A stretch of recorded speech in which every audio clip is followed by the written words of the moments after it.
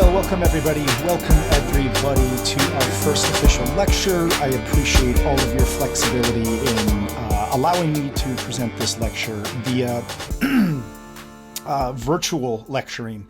So we will have weeks where we do have to move to this format. It is a large class. We are doing this virtually. We do have the flexibility to do it this way. And to be honest, I truly don't think that the lecturing is as important as the assignments. So they definitely work with each other. They definitely feed into each other. But the assignments is where you're actually going to have the rubber hit the road, and you're going to develop a lot as a researcher and a scientist. So again, I appreciate all of you allowing me this platform to communicate with you this way. And I will do my best to make sure I hit the mark teaching virtually. So we are in week 2. Moving into week 2, and this is going to be just a basic light introduction to research and why we do research, especially in this day and age of influencers and social media, and every single person out there has a platform to preach their expertise in something.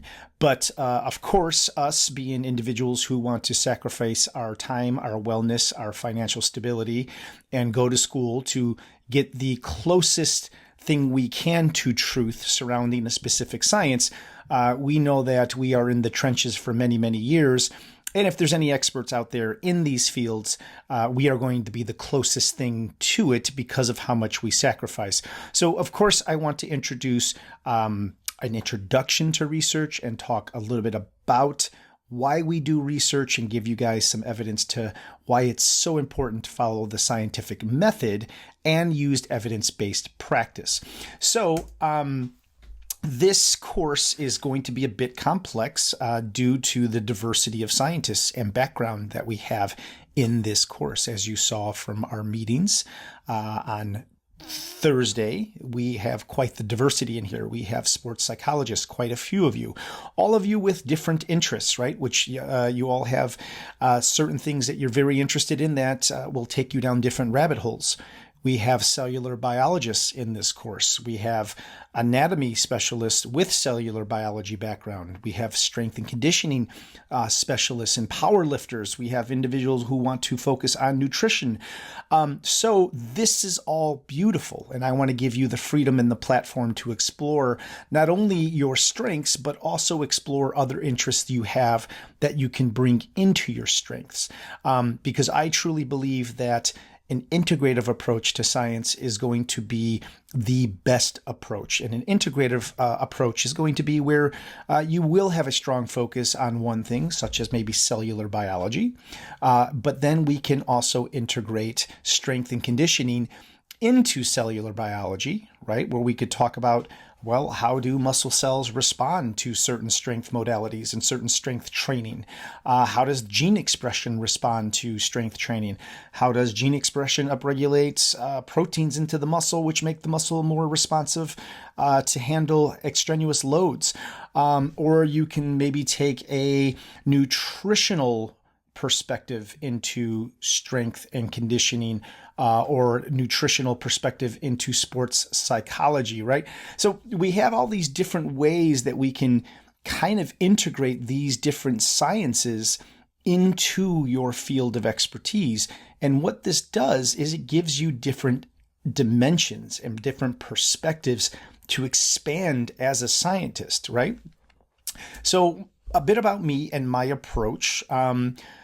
The way I learned science was through translational research, and through my training, I had to take molecular biology, pathophysiology, advanced exercise physiology, cellular biology, biochemistry 1 through 3, anatomy, physiology, pathophys, exercise phys, and that we had to take all of these hard sciences and cram them into one brain to try to understand the integration of all of these sciences in a physiological system.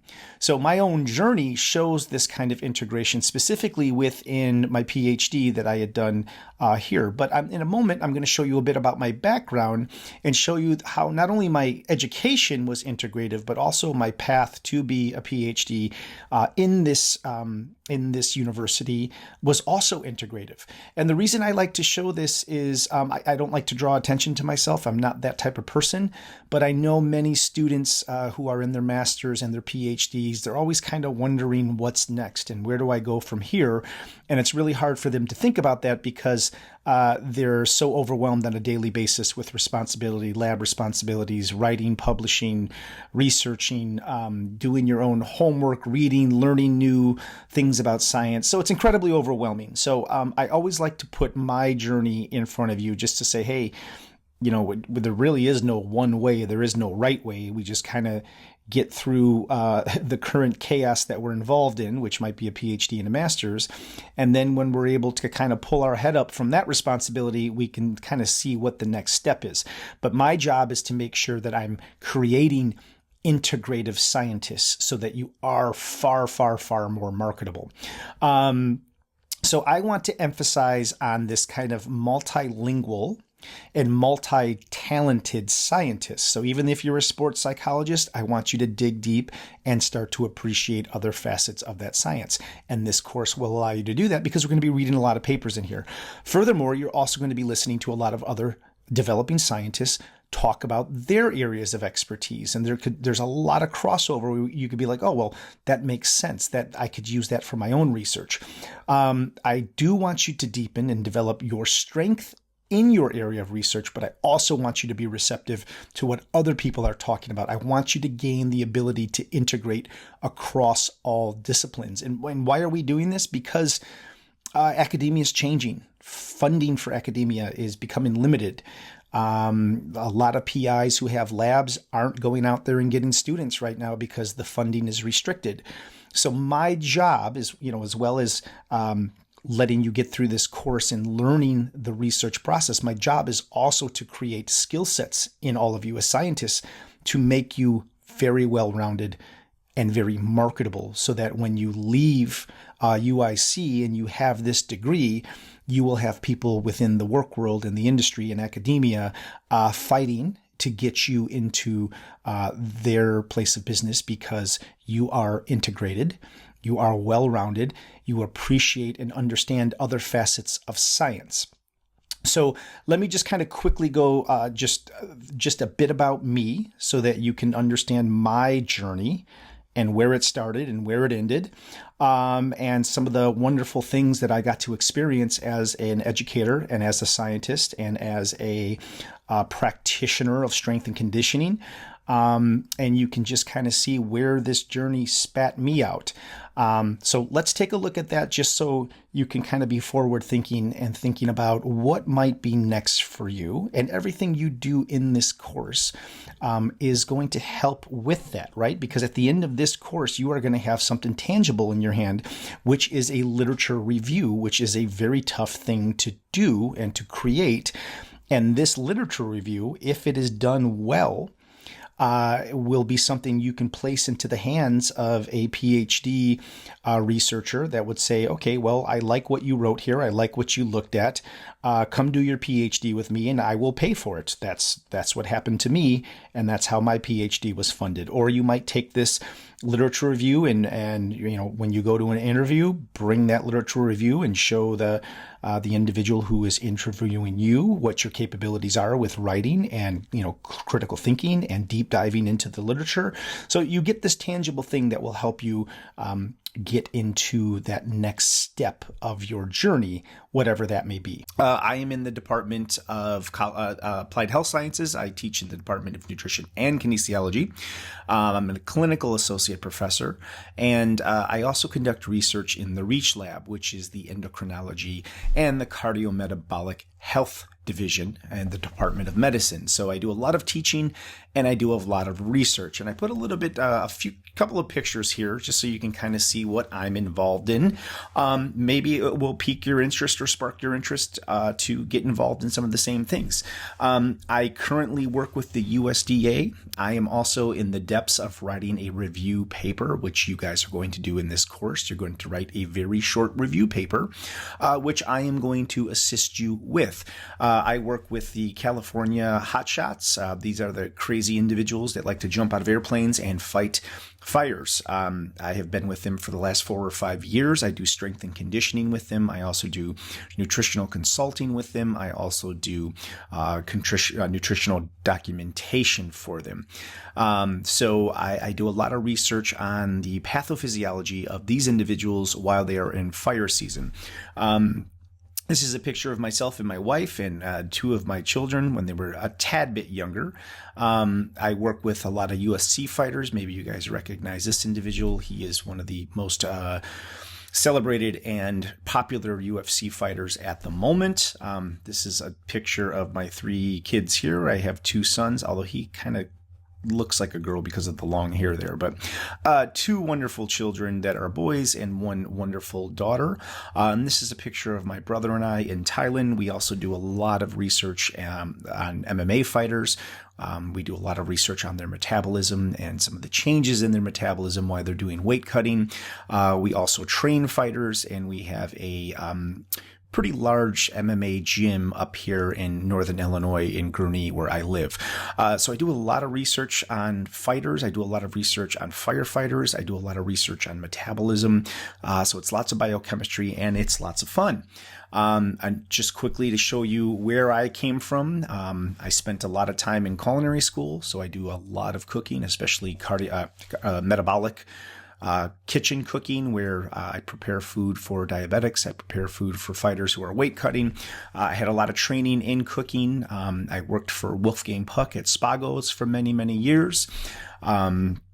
I earned my bachelor's degree at DePaul in education, which is why I love to teach. I'm still teaching now, and that was a long time ago, many, many moons ago. After DePaul, I taught at 2 high schools, North Chicago High School and Mundelein High School. This is where I taught lots of literature and reading. After I had done middle school and high school for a while, I realized that wasn't for me. I was just burnt out from working with kids who didn't care about their education. So I moved on and I got my master's degree at Cal State, Cal U. And after my master's, I started working at a college. This is the College of Lake County, where I was teaching in the College of Biological Sciences. And I opened up my own facility where I trained fighters and boxers and wrestlers and jiu-jitsu and combative athletes. I spent some time working with the Chicago Blackhawks, and I did my PhD at UIC with Dr. Jacob Haas.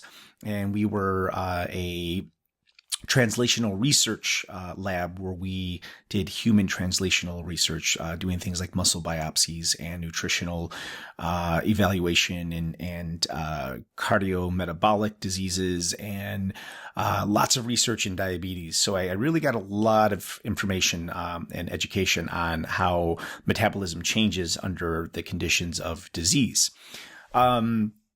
After I did my PhD, I moved to California. I did a stint at California State University. I did a lot of work with the UFC. I did a lot of work with the USDA. And now I am back at UIC. So I have completed the circle. So I have a lot of research experience. I have a lot of nutritional experience. I have a lot of exercise science experience. I have a lot of teaching experience. So these are the things I'm going to bring to the table. And I hope that I can help each and every one of you with your questions in this course, and also questions about directions and where you're going with your career.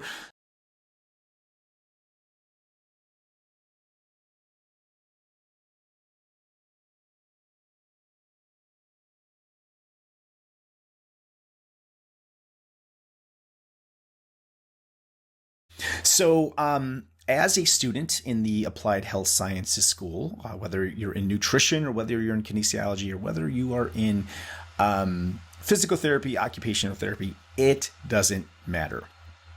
We are trying to fight the good fight right now as scientists and health professionals who have gone through the rigors of educating ourselves.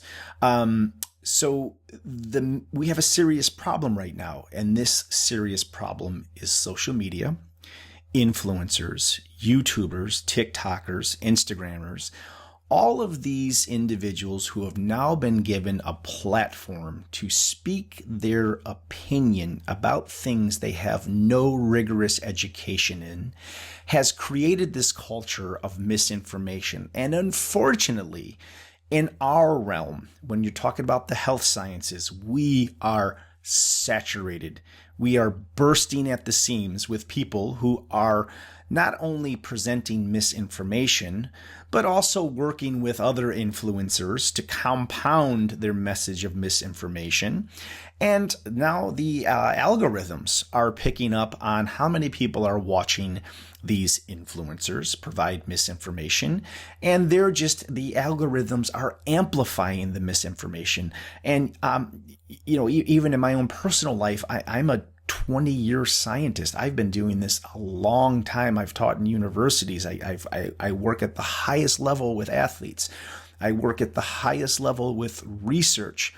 And I will have conversations with friends and families who refuse to believe me about things because Joe Rogan told them otherwise, or some other influencer has told them otherwise. Not only is it frustrating, but we're kind of losing this fight. So let's talk about that for a second. So this world of misinformation. When we see YouTubers, we see people that are just sitting at home making content. First of all, they lack credentials. Many of these YouTubers have no formal education or training in nutrition or exercise or any of these related fields. They don't have a solid understanding of any of the basic sciences behind nutrition or behind exercise or behind physiology. They use no evidence-based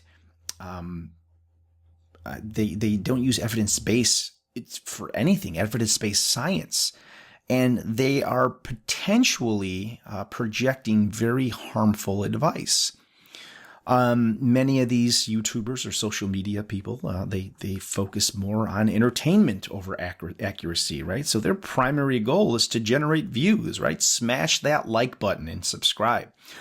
And these sort of efforts by these YouTubers, they lead to prioritizing this sensationalism or this entertainment value over accuracy. And when they present, some of these folks have up 700,000 subscribers. Many of them use evidence that is evidence that is not factual. They rely on these personal stories rather than scientific research, right? Look at my body. Look at how shredded I am. You don't need to follow science, right? Get on the caveman diet. You don't need vegetables. Vegetables have carbohydrates and carbohydrates are bad. Many of them are also in the business of product promotion. So not only are they telling you wrong information, but they're also trying to sell you something in which they have no scientific education about, right? So this is a pretty serious fight. So what are some other things that they're doing? Well, some of them that do try to talk about research often misinterpret the research, or they'll cherry pick stories or research that reinforces their agenda. There's these echo chambers, right, where algorithms will get involved and they'll reinforce this misleading information. There's these trendy fads. There's no regulation. There's no oversight of any of these YouTubers or any of these influencers, right? They can just say what they want as long as it's not offensive or there's no nudity. YouTube won't kick them off. A lot of them will oversimplify very complicated topics. And then lastly, audience, they have expectations. They want to be catered to, right? And these influencers, especially in the health sciences, they'll do it. So let's look at some influencers that have kind of had some unfortunate results or demises due to the science that they're pushing.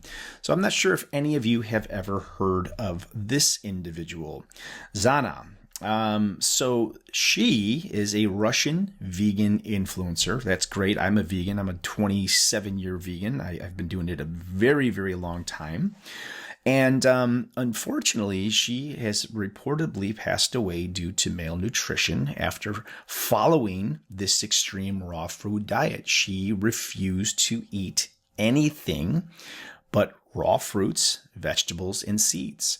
And she basically refused to consume any other type of food, and this led to severe health complications.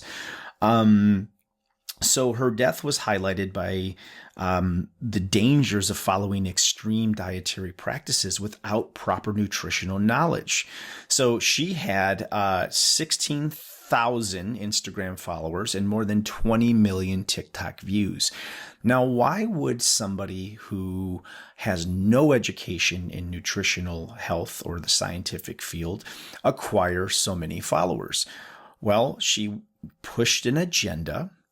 Unfortunately, many people that were watching her saw her figure and they're, oh, so she's a young, vibrant, skinny, blonde lady. And I want to be that. I want to look like that. So she could reach out through these videos and say, okay, if you follow this, what I'm doing, you can look like me. And unfortunately, that's what a lot of people want to do. They believe that being thin and looking thin is equivalent to being healthy. And many of you should know that that is not accurate.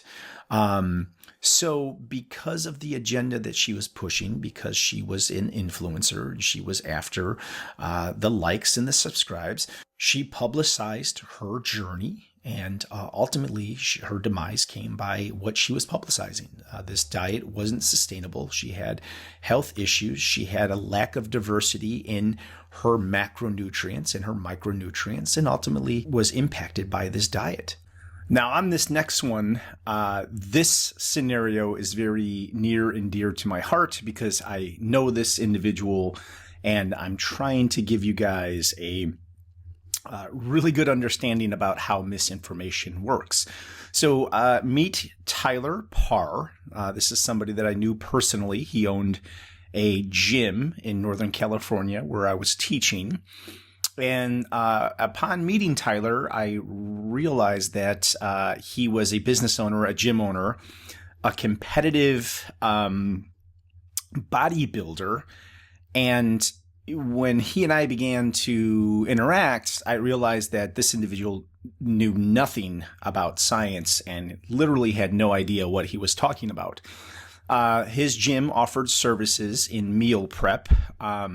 This is one of the meals that he had prepared for clients in Northern California, unbeknown to them that he was giving them poor nutritional information.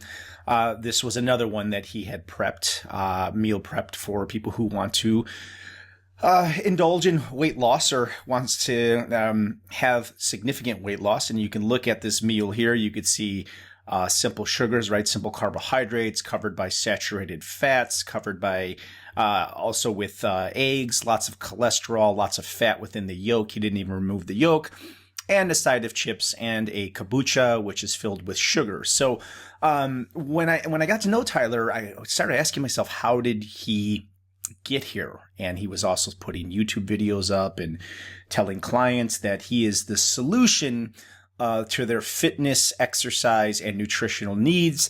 And I just tried to stay away from him because he was just not being honest with people, and he was not giving them the proper nutrition and advice. So as I was scratching my head and trying to figure out how Tyler was competing in bodybuilding and how he was getting other people to compete in bodybuilding when his knowledge wasn't even there, this had come out in the newspaper. And we could see that Tyler was importing and selling testosterone from the Chinese black market, and you can see what they confiscated from him and in his business. And here is a picture of Tyler here. And basically, the Humboldt County Drug Task Force has been investigating this individual because of the sales of these drugs.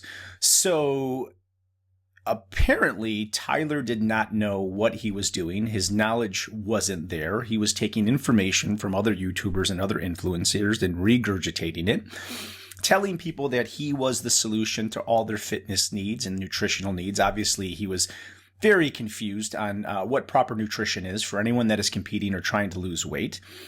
This here looks pretty good, but I think that this was just a stock photo because Tyler would never put down a tablecloth. So yeah, he was in great shape, but we could all be in great shape if we are injecting lots of drugs from the Chinese black market that would help us in obtaining that physique. So again, we got to think about what we are up against. We are up against a culture of misinformation.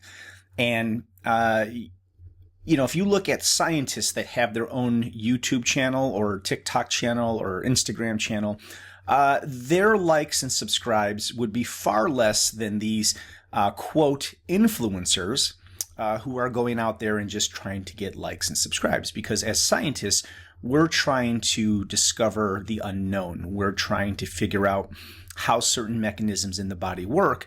And we don't want, nor can the general public understand what we are talking about, as we have been trained in the hard sciences.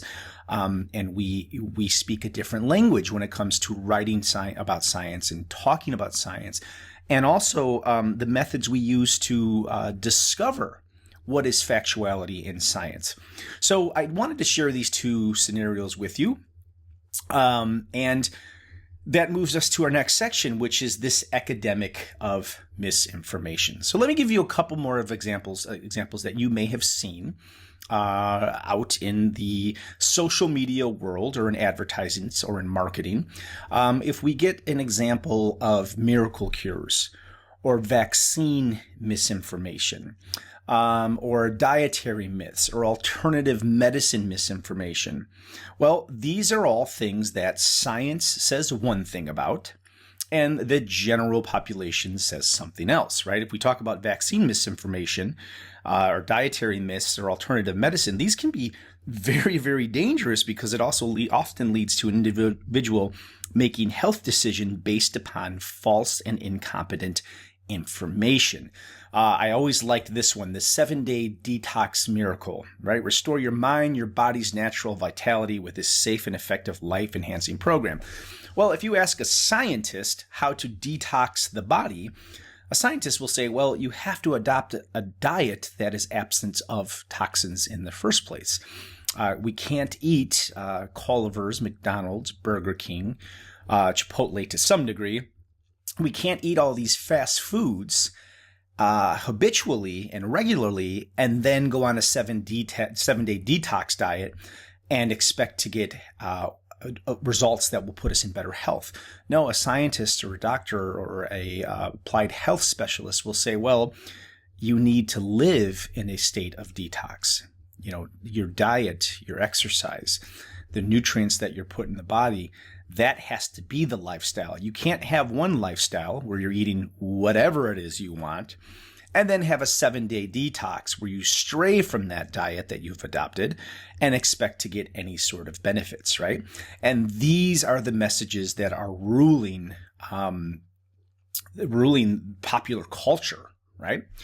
And to fight this epidemic, we have a responsibility as healthcare professionals, right? We have a responsibility to say, no, that's not accurate. That's not true. No, Zana, you can't have just a raw fruit diet with fruits and nuts and expect to have good health for the duration of your life. No, Tyler, you can't eat scrambled eggs with the yolk, cream cheese, simple carbohydrates on a bagel, and a stack of chips with Sambuca, which has quite a bit of sugar in there. You can't do that.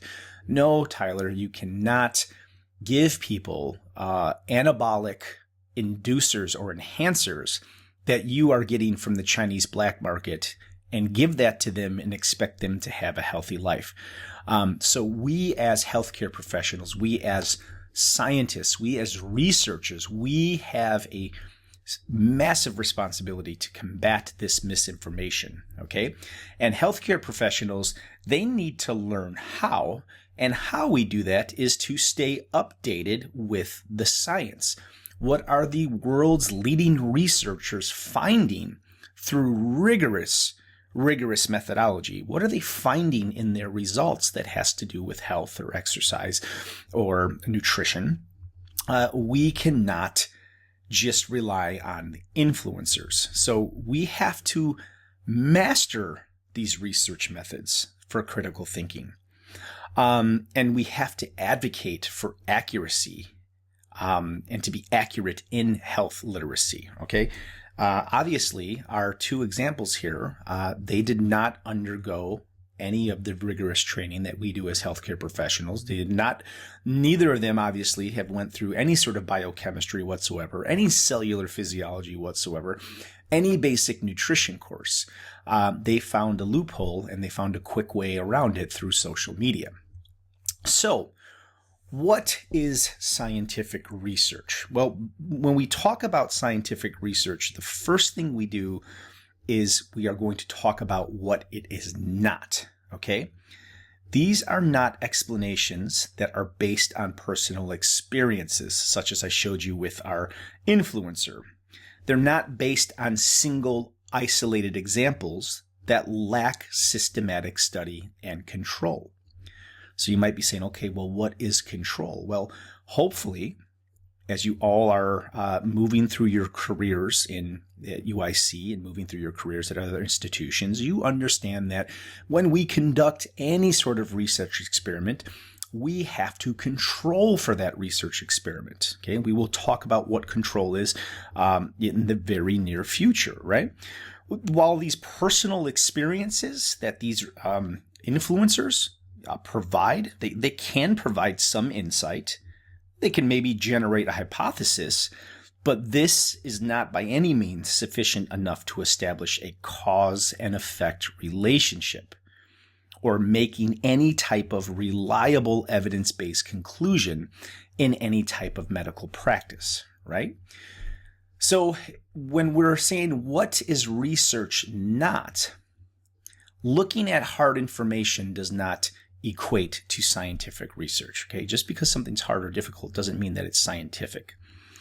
Reading journals just to read journals is not scientific research. We have to break down the journals. We have to break down the methodology. We have to break down the methods. We have to break down the population. We have to break down how they conducted the study, where their controls, were the controls the right controls. We have to figure out how to do this, okay?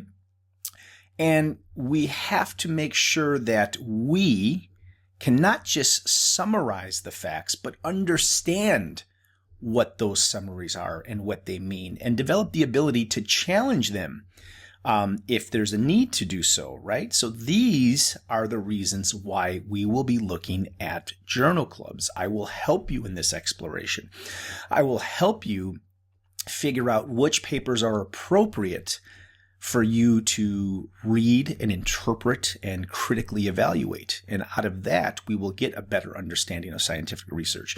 We will read journals, but with a very critical eye, and we will dissect them because you all have the foundation of nutrition and exercise and physiology. So you can take that previously learned knowledge and you could apply it to what we're reading, right? This is what the influencers don't have.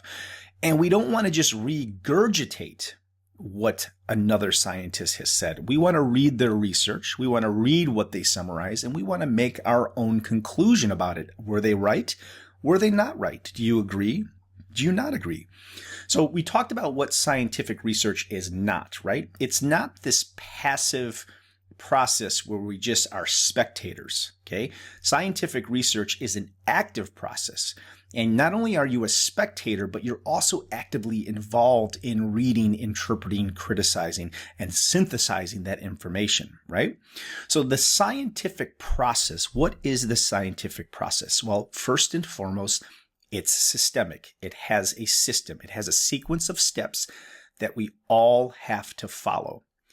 It is controlled. Okay, we have to have a highly controlled environment so that we eliminate the influence of any outside stimuluses or stressors. You have to control the environment. We have to have critical investigation where we utilize our previous training and our previous education to critically investigate this. If I'm reading a journal on biochemistry, well, I can't understand what anyone in that is saying unless I have studied and learned and have been an apprentice under a biochemistry professor or a researcher in biochemistry. I just found a typo there, okay?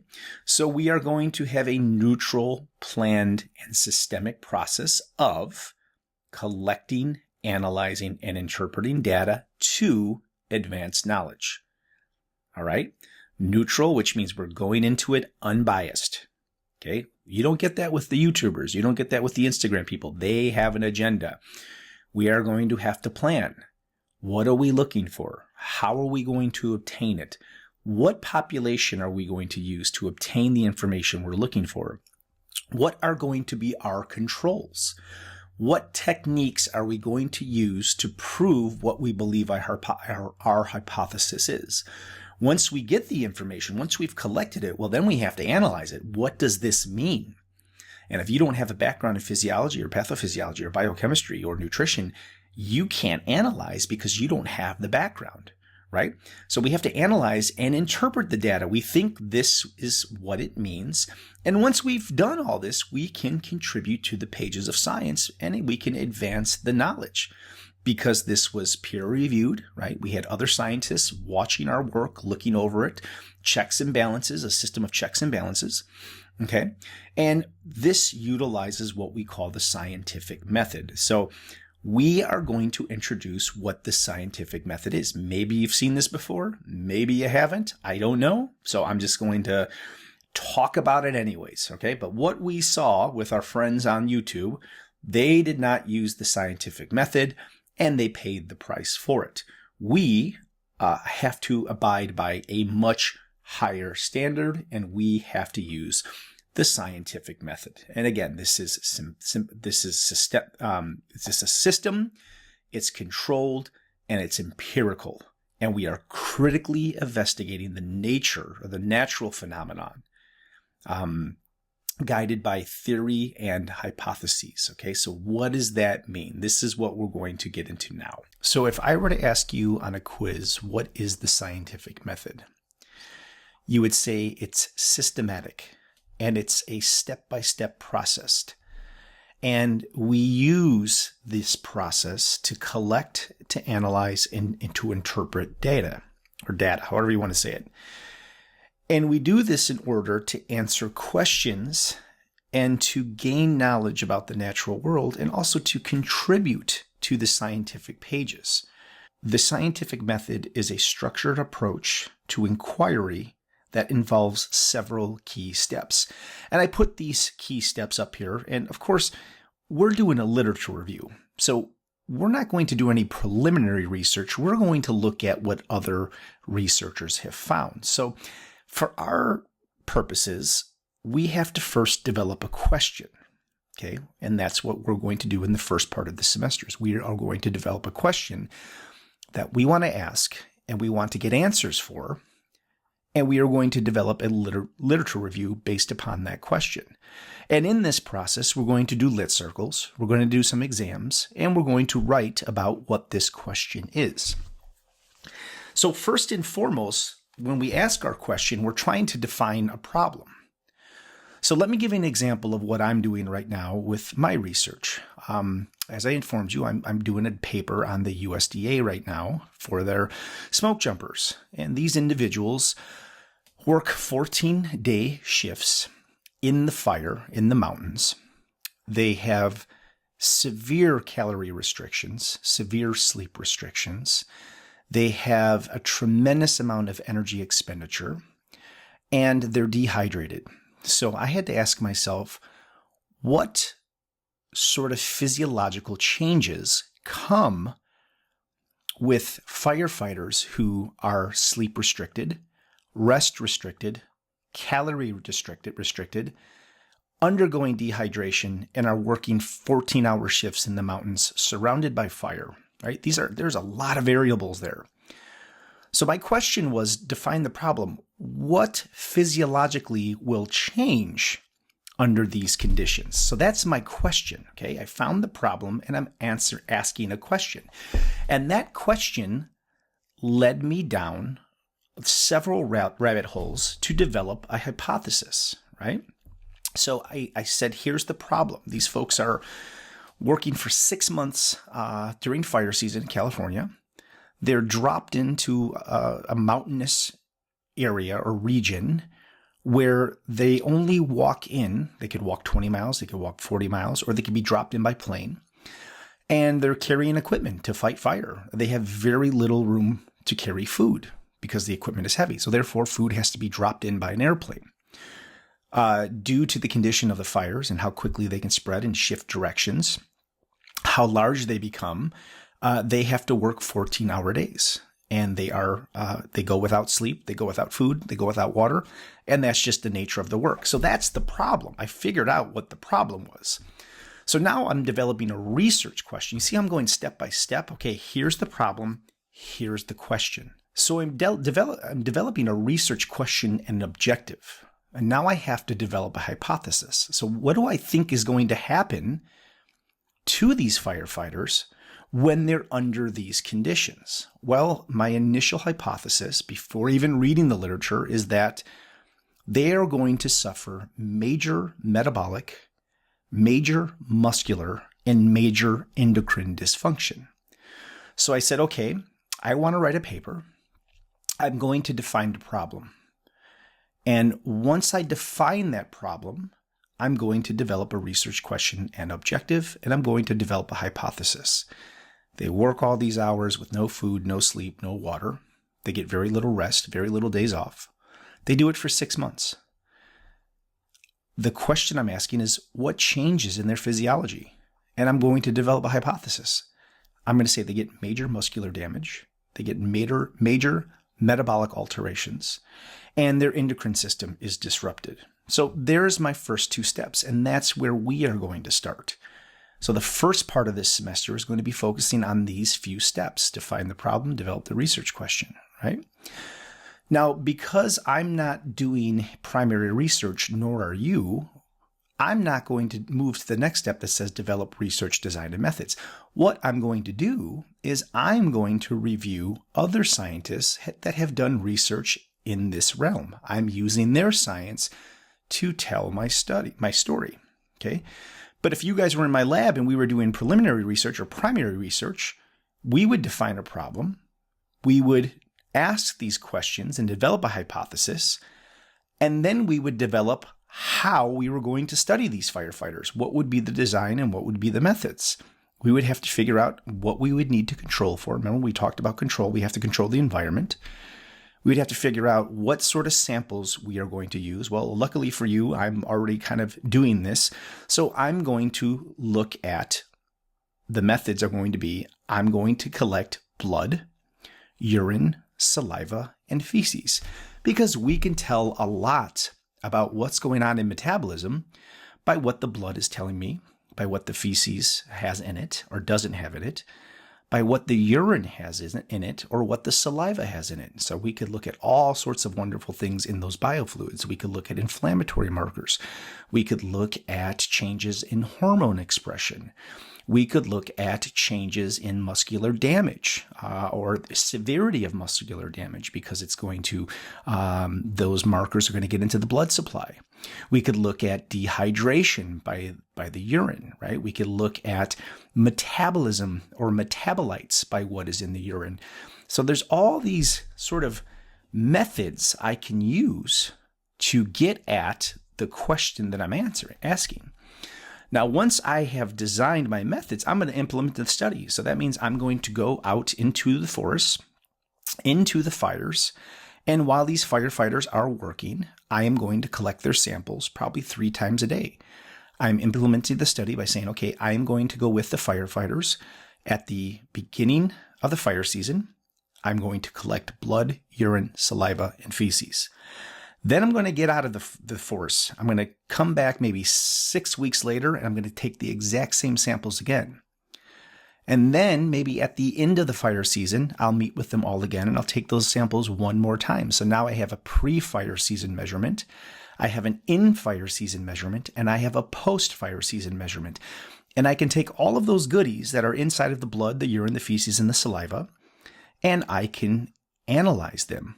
I can look at what their levels are doing. And based upon the education I have in physiology and biochemistry and molecular biology, I can make an assumption, or I can say, okay, I can interpret this information and draw a conclusion. And I can say, this is what is happening. They are undergoing severe neuromuscular, severe neuroendocrine, and immunological changes due to this problem. And then once I conduct all this, I can disseminate my findings. I can publish it. I can present it, right? We got to speak, lots of speaking. And I can take all this information and say, I had a question, I developed a hypothesis, I developed a design, I implemented it, and now I'm interpreting and we publish, right? Well, since we're not going to do that in this class, so I'm not going to take you guys out into the California wildfires with me, we are going to do the same thing, but we're going to use other scientists' stories to tell our story, right? And that's the purpose of a lit review. And we're going to use the same scientific method that has been used by the other scientists. We're just going to make a couple of alterations in our approach. So if this is new to you, and I don't know if it is, like I said, I'm just trying to figure out where we might be, then I have this acronym for you, okay? And it's called Q, Here, R. So if you're like, okay, I get what you're saying, Mr. B. We're going to ask these questions, develop a hypothesis. Okay, I'm not really sure how this process works. Well, I have Q, Here, R. And just say that over and over again. Q, Here, R. Q, Here. And if you're not good at just saying things out loud and hearing them, well, then here's a picture. Q, there's a big hairy error there, right? Here and R. And if you think of that Q, Here, R, that acronym stands for question, hypothesis, experiment, analyze, report, reevaluation. Okay, Q, Here, R. This is the scientific method. This is something that none of these individuals are doing. They're just going based upon their own personal experiences and what other uneducated influencers are saying about a particular topic. We do not have that luxury. We have to follow the scientific method. And this Q, Here, R is very similar to what I showed you here. It just might be easier to memorize, right? So Q, problem, question, what is the problem? I'm asking a question. Okay, here, if we go back to here, what does H stand for? Hypothesis. And if you look at this previous one, I'm saying develop a research question and a hypothesis. Okay, next one, develop a research design and method. Well, let's look at what the next letter is. It is E, experiment, right? Experiment is the method. It is the research design. Okay, we're talking about what experiments we are going to run to answer the question about a problem, right? And then we're going to analyze, and then we're going to report. This is just an easier version to remember this if you're new to this, okay? And of course, we are going to use the evidence-based practice to ask these questions, okay? We are asking questions that are relevant to nutrition and exercise practice. We are systematically going to find research evidence. We are going to look at what other scientists have asked similar questions. We don't want to ask the same question. We want to build upon the knowledge, right? So for an example, the research that I am doing, since I cannot be in the California mountains at the moment while the firefighters are battling fires, because I'm here teaching you wonderful individuals, I have to look into what other scientists have done. I have to use evidence-based practice. What did they do when they walked through this scientific method? So what I am doing is I looked into journals called Military Medicine, and I found that a lot of different specific types of military regiments, usually special forces, special ops. They go out for military training assignments for long durations of time, just like the forest fighters that I work with. They go out for sometimes 3 or 4 weeks at a time. They undergo sleep restriction. They undergo calorie restriction. They have heightened energy expenditure, and they're dehydrated. So I said, okay, well, since I can't be out in the mountains, I am going to use other research evidence that is in a similar population, okay, military. The individuals I work with in the Forest Services, for the USDA Forest Services, they're considered paramilitary. So there's a lot of overlap there. So now I am finding research evidence that has been conducted on similar types of responders, and I am developing a hypothesis and gaining evidence based upon those papers that I'm reading. I'm also assessing the validity of what they're doing, right? Is the process that they're doing, is the controls that they're using, are the methods that they're using, are they appropriate? So let me give you an example. So when we're looking at evidence-based practice, we're looking at the validity of what a research project could be. So if you are doing a study on metabolism, okay, let's say you're working with a specific group and you have a specific question. And in your design, you made all these controls to try to control metabolism. Let's just say the night before they came into the study, you said you cannot have any alcohol. You cannot have any chocolate. You have to have a certain amount of carbohydrates. You cannot eat after 8 p.m. And as soon as you wake up, when you're in a fasted state, I need you in the lab as soon as possible. Do not eat. If you're on any medications, do not take any medications. We say these things to control the metabolic environment when they come in for the study. Now, let's just say I forgot about a really important thing, and I didn't mention anything about coffee. And let's say the subjects I brought in drank coffee. But because I didn't control for coffee, caffeine is going to change the metabolism, especially in a fasted state. Because I didn't control for it, the validity of my study is now jeopardized, right? So this is what evidence-based practice research does. It really controls what we're trying to present within very tight margins, okay?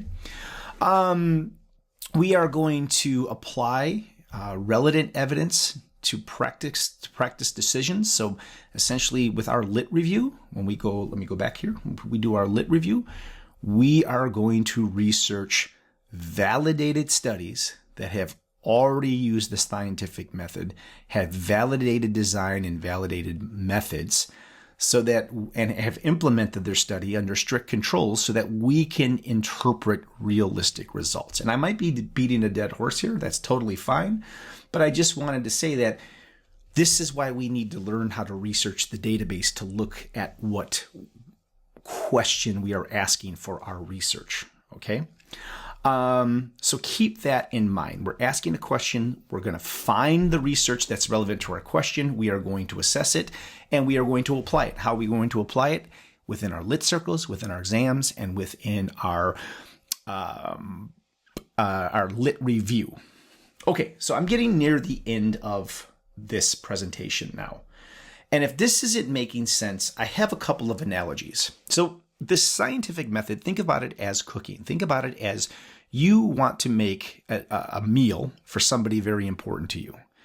Okay, so the first thing you're gonna do is ask what dish you want to make. Okay, so there's your question. You're asking a question. What do I want to make for this person? We are going to find a reliable recipe, right? So we are going to systematically find evidence, and we're going to do that through the databases. And the librarian will come in very shortly, very soon, and go through how we look for the literature that we need, right? If you're new to cooking, like you are to research, you're not just going to go into the pantry and say, okay, I'm going to throw whatever together. I'm going to mix truffle oil, black truffle oil, which is very strong and very pungent, with sun-dried tomato oil and capers. Okay, if you did that, you would have a very horrible dining experience because all of those flavors are so strong and so pungent on their own, and they don't mesh very well, not only texturally, but just the flavor, right?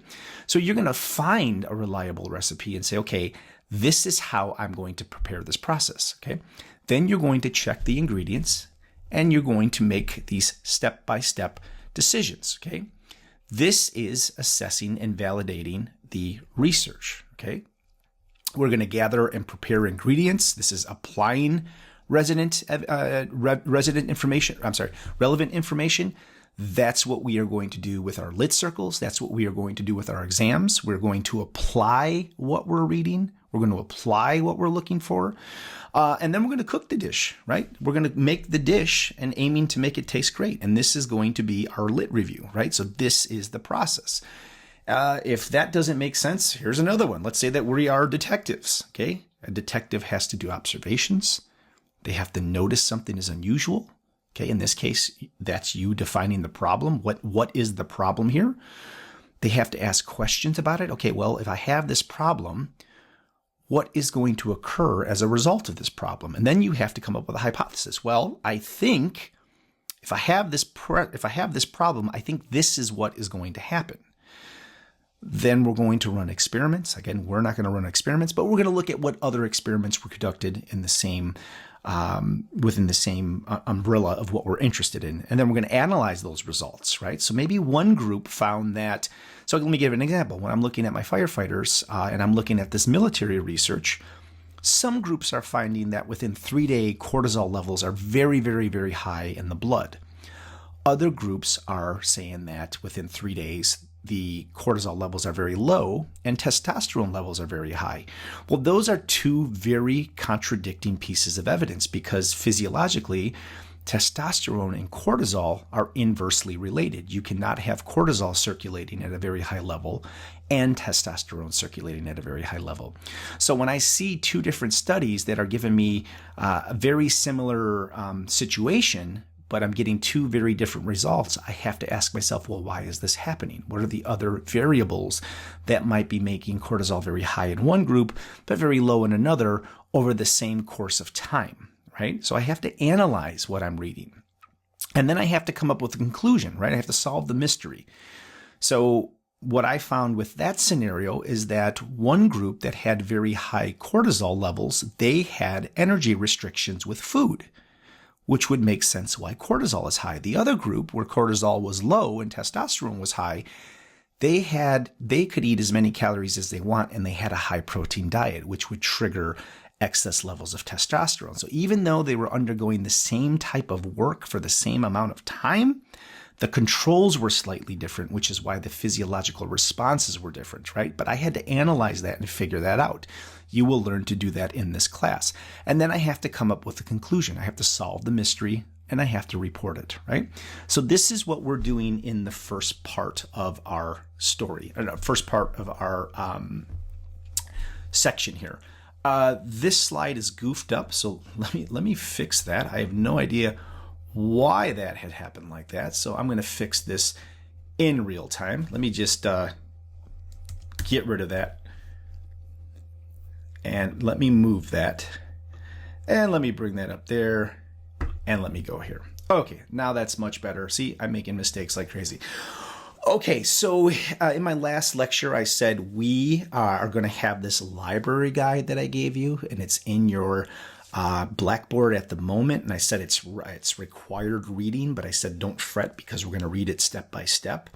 Well, if you look at this first section of the library guide, I took a picture of it for you. It says steps in planning and implementing a literature search. Okay.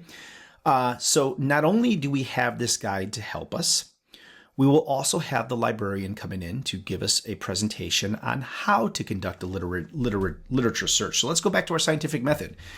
Before we can even move into looking for literature, you need to start thinking about a problem that is of interest to you. Maybe if you are a physical therapist and you are interested in what impacts gait and what makes elderly individuals fall within their normal gait, well, there is a problem and you're looking to define why that happens. If you're a nutritionist and you're looking into how macronutrients and high levels of protein impact somebody who is undergoing chemotherapy because of cancer, well, there is a problem that you might ask a question about. If I increase my level of if I increase my level of amino acids and we deliver those amino acids more frequently, what does that do to recovery from chemotherapy? There is a question, right? So I'm defining the problem that I'm interested in, and I'm asking a question, and then I have to develop a hypothesis of what I think that answer might be, right? So that's where we are in this, and that's what this literature or what this library guide is telling us here. If you look here, table of contents, step 1, define a research topic. So if you need assistance outside of what I'm teaching you and what the librarian is going to teach you, this first page here kind of talks about that. And I have also provided you with this research question development outline. This does the same thing. Identify a broad topic, define a research topic. So I'm giving you lots of tools here just in case you've never done this before, but I'm also leading the charge with my own paper that I'm writing, and I'm giving you lots of examples and analogies and probably beating a dead horse on these things. But when you do classes virtually, I just got to make sure I hit the mark. Okay. So these tools are already in your Blackboard for you to use while you are starting to think about a problem that is of interest to you. Okay. And then when we move forward and we start to do our first lit circle, that is where you are going to start initiating the search for some papers surrounding that problem. So that way it can give you a little more insight so you could understand that problem more, but you could also understand what other researchers have done so you're not asking the exact same problem. And then our next lecture that we're going to be talking about is going to be classifications of research, and then we will get into the ethics. So I hope this was I hope you had a good learning experience from these videos. Like I said, we will be pivoting occasionally just due to some of the content. I would really like to extract every possible minute I can where you guys are doing most of the speaking and learning through your own participation. So we will pivot to this online lecturing occasionally, maybe more than occasionally. Two more quick things that I just want to show you as we prepare for our meeting with the librarian, who is going to take us through all of the wonderful databases that will help you start to answer your first series of questions as team members while we kind of work on this foundational blueprint of our literature review. So I'd like to show you two documents that are in Blackboard currently, and I will open these up on Thursday when we meet with the librarian. So what you see before you here is a basic questionnaire that has you basically forward thinking on where you think your topic is going to go with your partners. So this is the scientific method and literature review worksheet. This is a worksheet I created based upon the lecture you just had, talking about that scientific method. If you're new to it, that's great. If you're familiar with it, that's great. If you're a master at it, that's even better. But we're going to start slow and just make sure that we're all on the same page. So with this worksheet, you and your team members are going to start thinking about these really critical questions that you are going to ask using this scientific method. So just as I showed you in the lecture, I'm going to have you define the problem. Now, again, this is all forward thinking. You haven't been team members long enough to really think critically about your problem, but what I'm trying to do is have you leave some breadcrumbs for both you as a team and me as someone that is going to be helping you edit and plan and develop this project. It's just kind of asking you to think about what sort of problem are you going to tackle? Is it kinesiology, physiology, psychology? What problem are you going to tackle? Let's say you are looking at a decrease in certain enzymes within liver cells during, let's say, hyperlipidemia. And you're saying, okay, I think this is kind of what I'm interested in. I'm going to put that down there. And of course, it's going to evolve. Of course, it's going to get stronger and more specific, but we just have to have a starting point.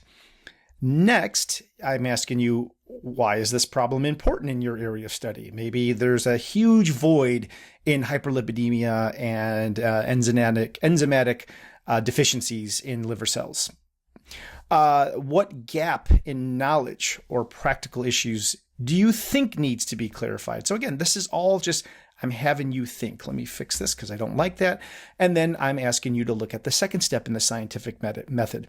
Develop a research question and objectives. This is very baseline. It's brand new, but it's going to start getting you to think about these things. And it goes on and on and on. And you guys will submit this with the sheet that the librarian has given you, which I will show you next. And here is the second worksheet I will give you. Once the librarian speaks to you, that will ask similar questions as well, but maybe ask you to do a bit more of a deep dive based upon what she's going to teach you. And that's going to be based on this concepts and components and these search terms. So for example, if I wanted to look at hyperlipidemia, I would write down hyperlipidemia. I would also write down other synonyms for that, so such as liver disorders, or such as de novo lipogenesis, or such as lipotoxicity, or increased cortisol, or cortisol toxicity. So I'm putting down all of these synonyms, which the librarian is going to talk to you about in more depth, that will help me kind of expand and refine my search. She is also going to go into these mesh terms with you, which I use. I will show you a video on how I use them. And this will really, really help refine your search. So the combination between the two worksheets are really going to put your research topic into focus as a foundation where we will start to have a point to build our literature review. So that is all I have for you. I will see you all on Tuesday. Have a fantastic weekend, and I will talk to you soon.